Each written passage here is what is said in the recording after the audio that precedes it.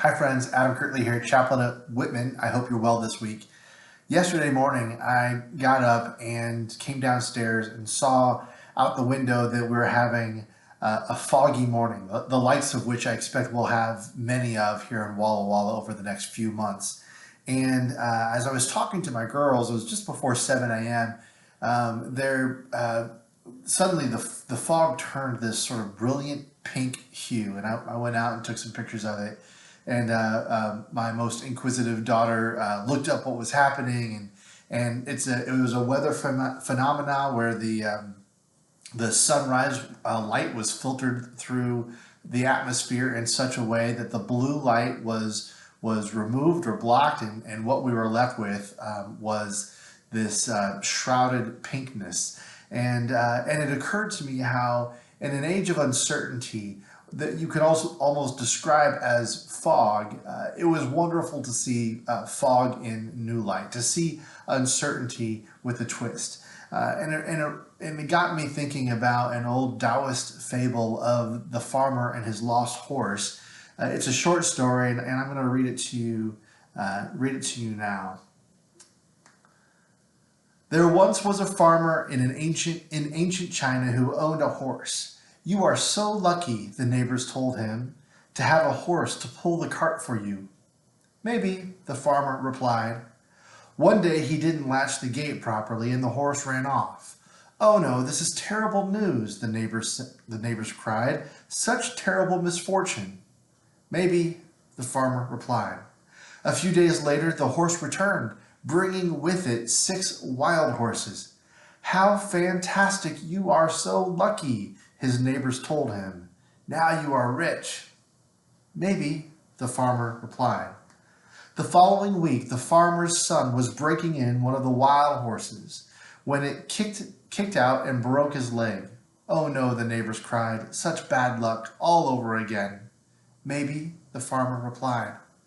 The next day, soldiers came to the village and took away all the young men to fight in the war. The farmer's son with the broken leg was left behind. "You are so lucky," the neighbors cried. "Maybe," the farmer replied.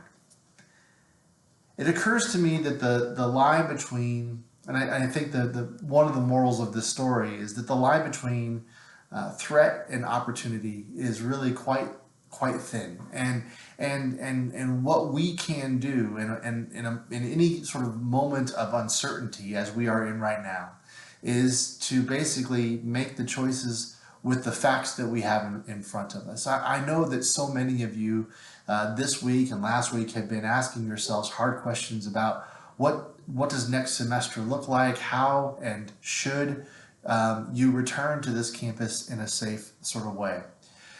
There is an ancient walking meditation called a labyrinth. Most people, if they're not familiar with what a labyrinth is, a walking labyrinth, will look at one and say, this looks like a walking maze. But the key difference between a labyrinth and a maze is that mazes are built around the idea of misleading you, of taking you down a corridor that is ultimately blocked. A labyrinth, on the other hand, while looks very circuitous with lots of turnarounds and weaving through a plot, actually has no wrong turns in it. You step into the labyrinth, and the only thing that you focus on while walking the labyrinth is your next step.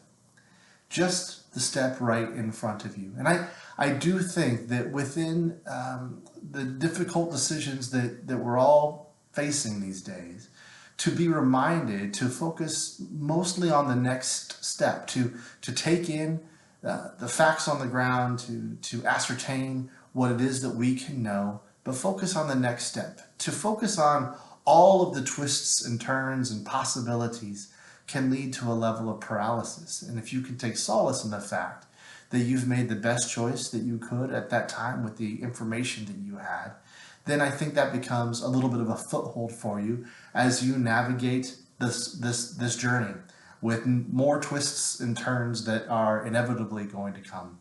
So those are my thoughts and reflections this week. My invitation to you to focus on the next steps, the next step, taking in the information that you have at the time that you make it.